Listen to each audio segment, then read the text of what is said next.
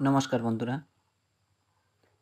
বন্ধুরা deep study চ্যানেলের পক্ষ থেকে আপনাদের সকলকে জানাই স্বাগতম। আজকে আমি টিটেট পেপার 2 এর জন্য জিওগ্রাফি থেকে বাছাই করা মোস্ট ইম্পর্ট্যান্ট 30 কোয়েশ্চেন্স আপনাদের সামনে তুলে ধরছি। আশা করছি এই ভিডিওটা আপনাদের এক্সাম প্রিপারেশনের জন্য অনেকটা হেল্পফুল হবে। তো শুরু করছি আজকের ভিডিও প্রথম কোয়েশ্চেন্স দিয়ে, যেখানে বলা হয়েছে চন্দ্রগ্রহণের সময় চাঁদের উপর পৃথিবীর ছায়াকে যেমন দেখায়। তো মনে রাখবেন, চন্দ্রগ্রহণের সময় চাঁদের উপর পৃথিবীর যে ছায়া পড়ে সেটাকে কিন্তু বৃত্তাকার দেখায়, ঠিক আছে। এবার আমরা মুভ করছি 2 নম্বর কোয়েশ্চেনের দিকে, যেখানে বলা আছে পৃথিবীর উৎপত্তি সম্পর্কে সর্বাধুনিক তত্ত্বটির নাম কি। তো পৃথিবীর উৎপত্তি সম্পর্কে সর্বাধুনিক যে তত্ত্ব সেটা হচ্ছে মহাবিস্ফোরণ তত্ত্ব, ঠিক আছে। খুব ইম্পর্টেন্ট, এই কোয়েশ্চেনটা অত্যন্ত গুরুত্ব সহকারে মাথায় রাখার চেষ্টা করবেন। তারপর আমরা মুভ করছি 3 নম্বর কোয়েশ্চেনের দিকে, যেখানে বলা হয়েছে পৃথিবীর একদিন নির্ধারিত হয় যে গতির দ্বারা, সেটি হলো। তো পৃথিবীর একদিন নির্ধারণ করা হয় যে গতিকে কাজে লাগিয়ে, সেটা হচ্ছে আবর্তন গতি, ঠিক আছে। আবর্তন গতির দ্বারা কিন্তু পৃথিবীর একদিন নির্ণয় করা হয়ে থাকে। তারপর আমরা মুভ করছি 4 নম্বর কোয়েশ্চেন, যেখানে বলা হচ্ছে কোন গ্রহ ভয়ঙ্কর ঠান্ডা ও বিষাক্ত মিথেন গ্যাসে ভর্তি। এই কোয়েশ্চেনটা কিন্তু খুব ইম্পর্টেন্ট কোয়েশ্চেন। এই ধরনের কোয়েশ্চেন কিন্তু আমরা বিগত বছরে টিটেট পেপার 1 এবং পেপার 2তে আসতে দেখতে পেয়েছি। তো সেক্ষেত্রে আপনাদেরকে একটু ভালোভাবে মনে রাখতে হবে কোন গ্রহ ভয়ঙ্কর ঠান্ডা ও বিষাক্ত গ্যাসে মিথেন গ্যাসে ভর্তি, সেটা হচ্ছে নেপচুন, ঠিক আছে। এবার আমরা মুভ করছি 5 নম্বর কোয়েশ্চেনের দিকে, যেখানে বলা হয়েছে যে ভূকম্পন তরঙ্গে বেশি ক্ষয়ক্ষতি হয়ে থাকে তার নাম কি। তো মনে রাখবেন, যে ভূকম্পন তরঙ্গে সবচেয়ে বেশি ক্ষয়ক্ষতি হয় সেটা হচ্ছে এল তরঙ্গ, ঠিক আছে। এল তরঙ্গে ভূকম্পন কি হয়, বেশি হয়, যার ফলস্বরূপ কি হয়, ক্ষয়ক্ষতিটাও বেশি হয়।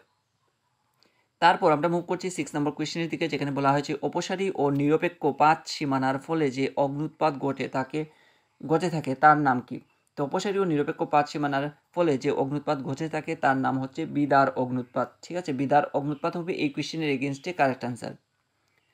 তারপর আমরা মুভ করছি 7 নম্বর কোয়েশ্চেন, যেখানে বলা হয়েছে ভূপৃষ্ঠের যে শাখায় আগ্নেয়গিরি নিয়ে চর্চা করা হয় তাকে কি বলা হয়। খুব ইম্পর্টেন্ট, অত্যন্ত গুরুত্ব সহকারে এই কোয়েশ্চেনটা মাথায় রাখবেন। আসার অনেকটাই পসিবিলিটি রয়েছে। এই ধরনের কোয়েশ্চেন কিন্তু আমরা টেট পেপার 2 এর ক্ষেত্রে ফেস করে থাকি। তো সেই উদ্দেশ্যকে মাথায় রেখে এখানে তুলে ধরা। তো ভূপৃষ্ঠের যে শাখায় আগ্নেয়গিরি নিয়ে চর্চা করা হয় তাকে কিন্তু ভলকেনোলজি বলা হয়ে থাকে। আমি আবারও বলছি, ভলকেনোলজি হয়ে যাবে এই কোয়েশ্চেনের এগেইনস্টে কারেক্ট আনসার। তারপর আমরা মুভ করছি 8 নম্বর কোয়েশ্চেনের দিকে, যেখানে বলা হচ্ছে পর্বতের পাদদেশে কোন আকৃতিতে সঞ্চিত শিলামণ্ডলকে কি বলা হয়। কোন আকৃতিতে, এটা হবে কোন আকৃতিতে, ঠিক আছে। কোন আকৃতিতে সঞ্চিত শিলামণ্ডলকে কি বলা হয়। তো পর্বতের পাদদেশে যে কোন আকৃতিতে সঞ্চিত শিলামণ্ডল সেটাকে কিন্তু আমরা টেলাস বলে থাকি, ঠিক আছে। এই কোয়েশ্চেনটাও কিন্তু অত্যন্ত গুরুত্বপূর্ণ একটা কোয়েশ্চেন। আপনারা একটু মাথা খাটিয়ে সেটাকে মাথায় ঢুকিয়ে রাখবেন। পর্বতের পাদদেশে কোন আকৃতিতে সঞ্চিত শিলামণ্ডলকে টেলাস বলা হয়ে থাকে। তারপর 9 নম্বর কোয়েশ্চেন, যেখানে বলা হয়েছে যে শিলায় এক্সফোলিয়েশন হতে দেখা যায় তার নাম কি। এটাও, এই কোয়েশ্চেনটা অত্যন্ত গুরুত্বপূর্ণ একটা কোয়েশ্চেন, অবশ্যই মনে রাখার চেষ্টা করবেন। যে শিলায় এক্সফোলিয়েশন হতে দেখা যায় তার নাম হচ্ছে গ্রানাইট হয়ে যাবে এই কোয়েশ্চেনের এগেইনস্টে কারেক্ট আনসার। তারপর আমরা মুভ করছি 10 নম্বর কোয়েশ্চেনের দিকে, যেখানে বলা হচ্ছে যান্ত্রিক ও রাসায়নিক উভয় আবহবিকার বেশি দেখা যায় কোথায়। তো যান্ত্রিক ও রাসায়নিক আবহবিকার সবচেয়ে বেশি কোথায় দেখতে পাওয়া যায়, উষ্ণ নাতিশীতোষ্ণ অঞ্চলের মধ্যেই কিন্তু যান্ত্রিক ও রাসায়নিক এই দুই প্রকার আবহাওয়ার সবচেয়ে বেশি দেখতে পাওয়া যায়। খুব ইম্পর্ট্যান্ট, এই কোয়েশ্চেনটাও অত্যন্ত গুরুত্ব সহকারে মাথায় রাখার চেষ্টা করবেন। তারপর আমরা মুভ করছি 11 নম্বর কোয়েশ্চেনের দিকে, যেখানে বলা হয়েছে পেডিমেন্ট শব্দটির নামকরণ কে করেন। এই কোয়েশ্চেনটাও কিন্তু অত্যন্ত গুরুত্বপূর্ণ একটা কোয়েশ্চেন, অবশ্যই মনে রাখবেন। পেডিমেন্ট শব্দটির নামকরণ যিনি করেছিলেন ওনার নাম হচ্ছে জে.কে. গিলবার্ট হবে এই কোয়েশ্চেনের এগেইনস্টে কারেক্ট আনসার। তারপর আমরা মুভ করছি 12 নম্বর কোয়েশ্চেনের দিকে, যেখানে বলা হয়েছে আন্তর্জাতিক ওজোন স্তর সুরক্ষা দিবস পালিত হয় কোন দিনটিতে। তো আন্তর্জাতিক সুরক্ষা দিবস পালন করা হয় যে দিনটিতে সেটা হচ্ছে 16ই সেপ্টেম্বর কিন্তু আন্তর্জাতিক ওজোন স্তর সুরক্ষা দিবস পালন করা হয়, ঠিক আছে। এই কোয়েশ্চেনটাও কিন্তু অত্যন্ত ইউনিক এবং ইম্পর্টেন্ট কোয়েশ্চেন, মনে রাখবেন। তারপর আমরা মুভ করছি 13 নম্বর কোয়েশ্চেনের দিকে, যেখানে বলা আছে যে মেঘের আকাশকে মেকারেল স্কাই বলা হয় সেই মেঘের নাম কি। তো যে মেঘের আকাশকে আমরা মেকারেল স্কাই বলে থাকি সেই মেঘের যে আকাশ সেটা হচ্ছে সিরোকিউমুলাস। তো সিরোকিউমুলাস মেঘকে কিন্তু আমরা মেকারেল স্কাই বলে থাকি। তারপর মোস্ট ইম্পর্ট্যান্ট একটা কোয়েশ্চেন, যেটা অবশ্যই আপনাদের মনে রাখতে হবে, ডল ড্রাম দেখতে পাওয়া যায় কোথায়। তো ডল ড্রাম সাধারণত আমরা দেখতে পাই নিরক্ষীয় অঞ্চলে, ঠিক আছে। নিরক্ষীয় অঞ্চলে আমরা ডল ড্রাম দেখে থাকি। তারপর আমরা মুভ করছি 15 নম্বর কোয়েশ্চেনের দিকে, যেখানে বলা হয়েছে দুর্যোগ ও বিপর্যয়ের কারণ ও প্রভাব অনুসন্ধানের পরে তা প্রতিরোধের উদ্দেশ্যে সৃষ্ট গাণিতিক ও রাশিবিজ্ঞান ভিত্তিক মডেলটির নাম কি।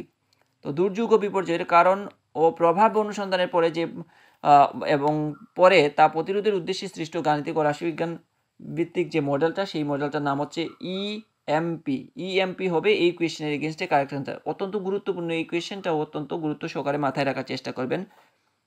তারপর আমরা মুভ করছি 60 নম্বর কোয়েশ্চেনের দিকে, যেখানে বলা হচ্ছে সর্বোৎকৃষ্ট আকরিক লোহাটির নাম কি। তো আমরা সবাই এই কোয়েশ্চেনের আনসারটা জানি, অনেকেই আবার এই কোয়েশ্চেনের আনসার আমরা জানি না। যারা যারা জানেন না অবশ্যই এই কোয়েশ্চেনের আনসারটা মনে রাখার চেষ্টা করবেন। সর্বোৎকৃষ্ট আকরিক লোহা যেটা হচ্ছে সেটা হচ্ছে ম্যাগনেটাইট। তারপর আমরা মুভ করছি 70 নম্বর কোয়েশ্চেন, যেখানে বলা হচ্ছে কৃষি শব্দটি সংস্কৃত কোন ধাতু থেকে এসেছে। তো মনে রাখবেন কৃষি যে শব্দটা সেটা কিন্তু সংস্কৃত কৃষ ধাতু থেকে কৃষি শব্দটার উৎপত্তি হয়েছে, ঠিক আছে। এবার আমরা মুভ করছি 80 নম্বর কোয়েশ্চেনের দিকে, যেখানে বলা হচ্ছে ধানের বিজ্ঞানসম্মত নাম কি। তো ধানের বিজ্ঞানসম্মত নাম হচ্ছে অরাইজা সেটাইভা, ঠিক আছে। অরাইজা সেটাইভা হবে ধানের বিজ্ঞানসম্মত নাম। খুব ইম্পর্টেন্ট এই কোয়েশ্চেনটাও মনে রাখার চেষ্টা করবেন। তারপর আমরা মুভ করছি 19 নম্বর কোয়েশ্চেনের দিকে, যেখানে বলা আছে নীলগিরি পর্বতের দক্ষিণে অবস্থিত গিরিপথটির নাম কি। তো নীলগিরি যে পর্বত, সেই পর্বতের দক্ষিণ দিকে যে অবস্থিত গিরিপথ, সেই গিরিপথটির নাম হচ্ছে পালঘাট, ঠিক আছে। খুব ইম্পর্টেন্ট এই কোয়েশ্চেনটাও, অত্যন্ত গুরুত্ব সহকারে মাথায় রাখার চেষ্টা করবেন। তারপর আমরা মুভ করছি 20 নম্বর কোয়েশ্চেনের দিকে, যেখানে বলা আছে কোন নদীর উপর গারসপ্পা জলপ্রপাত অবস্থিত। আমরা এই কোয়েশ্চেনের আনসারটাও অনেকেই জানি, আবার যারা যারা জানেন না তাদের ক্ষেত্রে আমি বলবো আপনারা একটু গুরুত্ব সহকারে মাথায় রাখবেন। কোন নদীর উপর গারসপ্পা জলপ্রপাত অবস্থিত, সেটা হচ্ছে শরাবতী নদীর উপর কিন্তু গারসপ্পা জলপ্রপাতটা অবস্থিত। তারপর আমরা মুভ করছি 21 নম্বর কোয়েশ্চেন, যেখানে বলা আছে গঙ্গা অ্যাকশন প্ল্যান কর্মসূচিটি গৃহীত হয় কত সালে। তো গঙ্গা অ্যাকশন প্ল্যান যে কর্মসূচিটা সেটা গৃহীত হয়েছিল কবে, 1985 সালে, ঠিক আছে। এই কোয়েশ্চেনটাও ইম্পর্টেন্ট রয়েছে, মনে রাখবেন।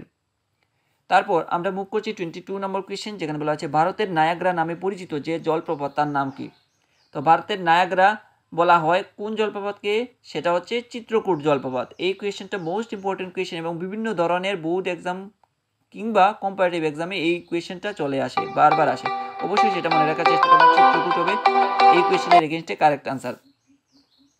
তারপর আমরা মুভ করছি 23 নম্বর কোয়েশ্চেন, যেখানে বলা আছে কোন ভূমিকম্প তরঙ্গটি কঠিন, তরল ও গ্যাসীয় তিনটি মাধ্যমেই গমন করতে পারে। তো কোন ভূমিকম্প তরঙ্গটি বলছে কঠিন, তরল ও গ্যাসীয় তিনটি মাধ্যমেই গমন করতে পারে। এই কোয়েশ্চেনটাও কিন্তু অত্যন্ত গুরুত্ব সহকারে মাথায় রাখবেন। বিভিন্ন ধরনের এক্সামে কিন্তু এই কোয়েশ্চেনটা দেওয়া হয়ে থাকে, অবশ্যই সেক্ষেত্রে মাথায় রাখতে হবে। সেটা হচ্ছে পি তরঙ্গ কঠিন, তরল ও গ্যাসীয় তিনটি মাধ্যমের মধ্যে দিয়েই যাতায়াত করতে পারে। তারপর আমরা মুভ করছি 24 নম্বর কোয়েশ্চেন, যেখানে বলা আছে ভারতের কোন ফসল চাষের সংস্কৃতিকে হো কালচার বলা হয়। খুব ইম্পর্টেন্ট, অবশ্যই মনে রাখবেন। হো কালচার যে ফসল চাষের সংস্কৃতিকে বলা হয় সেটা হচ্ছে ধান চাষের সংস্কৃতিকে কিন্তু হো কালচার বলা হয় থাকে। তারপর আমরা মুভ করছি 25 নম্বর কোয়েশ্চেন, যেখানে বলা হচ্ছে চুনাপাথর গঠিত অঞ্চলে যে আবহবিকার সর্বাধিক কার্যকরী তাকে কি বলে। এই কোয়েশ্চেনটা কিন্তু মোস্ট ইম্পর্টেন্ট একটা কোয়েশ্চেন, অত্যন্ত গুরুত্ব সহকারে মাথায় রাখবেন আপনারা। চুনাপাথর গঠিত অঞ্চলে যে আবহবিকার সর্বাধিক কার্যকরী তাকে কি বলা হয়, তাকে বলা হয় কার্বনেশন বলা হয় তাকে। তারপর আমরা মুভ করছি 26 নম্বর কোয়েশ্চেন, যেখানে বলা আছে ভারতের রাজ্যগুলির মধ্যে ক্ষেত্রমানে ত্রিপুরার স্থান কত। তো ভারতের রাজ্যগুলির মধ্যে ক্ষেত্র মানে আমরা যদি ত্রিপুরার স্থান বিচার করি তবে সেটা হচ্ছে 26তম স্থান অধিকার করে রয়েছে আমাদের ত্রিপুরা। তারপর আমরা মুভ করছি 27 নম্বর কোয়েশ্চেন, যেখানে বলা আছে সূর্যের পরে পৃথিবীর নিকটতম নক্ষত্রটির নাম কি। তো সূর্যকে বাদ দিয়ে পৃথিবীর নিকটতম নক্ষত্রকে যদি আমরা দেখি তবে সেটা হচ্ছে প্রক্সিমা সেন্টাউরি হয়ে যাবে সূর্যের পরে পৃথিবীর নিকটতম নক্ষত্র, ঠিক আছে। এই কোয়েশ্চেনটাও ইম্পর্টেন্ট কোয়েশ্চেন, অনেকবার বিভিন্ন ধরনের এক্সামে, কম্পিটিটিভ এক্সামে এই কোয়েশ্চেনটা এসেছিল। 28 নম্বর কোয়েশ্চেন, যেখানে বলা হচ্ছে বায়ুমণ্ডলে কোন নিষ্ক্রিয় গ্যাসটির পরিমাণ সর্বাধিক। এই কোয়েশ্চেনটাও অত্যন্ত গুরুত্বপূর্ণ, অবশ্যই মনে রাখবেন। বায়ুমণ্ডলে যে অনেকগুলো নিষ্ক্রিয় গ্যাস রয়েছে তার মধ্যে যে নিষ্ক্রিয় গ্যাসটির পরিমাণ সর্বাধিক সেটা হচ্ছে আর্গন, ঠিক আছে। আর্গন হয়ে যাবে এই কোয়েশ্চেনের এগেনস্টে কারেক্ট আনসার। তারপর আমরা মুভ করছি 29 নম্বর কোয়েশ্চেন, যেখানে বলা হচ্ছে ডেকান ট্র্যাপের ঢাল কোন দিকে বিস্তৃত। এটা ঢাল হবে, ঠিক আছে। ডেকান ট্র্যাপের ঢাল কোন দিকে বিস্তৃত। তো ডেকান ট্র্যাপের যে ঢালটা সেটা কিন্তু পূর্ব দিকে বিস্তৃত রয়েছে। খুব ইম্পর্টেন্ট, এই কোয়েশ্চেনটাও মনে রাখার চেষ্টা করবেন। তারপর আমরা মুভ করছি 30 নম্বর কোয়েশ্চেন, যেখানে বলা আছে ICAR এর সম্পূর্ণ নাম কি। খুব ইম্পর্টেন্ট, অত্যন্ত গুরুত্ব সহকারে মাথায় রাখার চেষ্টা করবেন। এই কোয়েশ্চেনটা আসার অনেকটাই পসিবিলিটি রয়েছে, যদি বাই চান্স চলে আসে অবশ্যই এটা চুজ করবেন সঠিকটা। ICAR এর সম্পূর্ণ নাম কি, Indian council of agriculture research. ICAR সম্পূর্ণ নাম Indian council of agriculture research হয়ে যাবে এই কোয়েশ্চেনের এগেনস্টে কারেক্ট আনসার। তো এই ছিল জিওগ্রাফি থেকে টেট 2 এর জন্য বাছাই করা মোস্ট ইম্পর্টেন্ট 30 কোয়েশ্চেন্স। আশা করছি এই 30 কোয়েশ্চেন্স আপনাদের এক্সাম প্রিপারেশনের জন্য অনেকটা হেল্পফুল হয়েছে। আর যদি ভিডিওটা ভালো লেগে থাকে অবশ্যই একটা লাইক, কমেন্ট, শেয়ার এবং সাবস্ক্রাইব করে দিয়ে ডিপ স্টাডি চ্যানেলের সঙ্গে জুড়ে থাকার চেষ্টা করবেন। ধন্যবাদ সবাইকে। আপনারা সবাই ভালো থাকুন, সুস্থ থাকুন আর সুস্থভাবে আপনাদের এক্সাম প্রিপারেশনকেও চালিয়ে নিয়ে যান এই কামনাই করছি। দেখা হবে পরবর্তী আরও একটি নতুন ভিডিওর সঙ্গে।